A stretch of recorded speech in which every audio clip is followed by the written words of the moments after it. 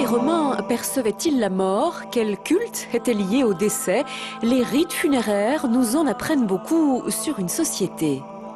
Comment ça se passait à l'époque romaine lorsque quelqu'un mourait? Comment en fait le corps était traité, les différentes cérémonies qui avaient lieu, comment il était enterré lorsque les gens étaient soit inhumés, soit étaient incinérés sur un bûcher. Comment ensuite il y avait le culte des morts, les fêtes des morts. Donc c'est l'ensemble de ces phénomènes qu'on voudrait montrer, et pas seulement à travers des objets, mais aussi à travers des reconstitutions.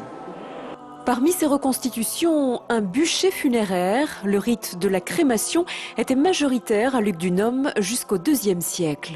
Sur cette reconstitution d'un bûcher avant crémation, on voit le lit funéraire sur lequel est posé le corps du défunt et énormément d'objets qui vont être brûlés avec lui. Pour la plupart, ce sont des nourritures et des boissons. On voit, il y a des légumes, des fruits, du pain, de la viande, des cruches pleines de vin.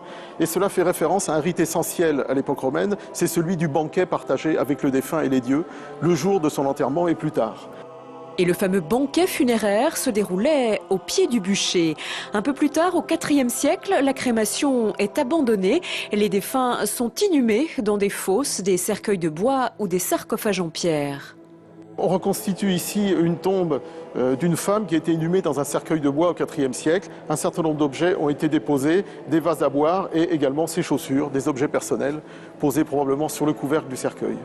Les stèles, quant à elles, portaient toujours des épitaphes au contenu plutôt surprenant.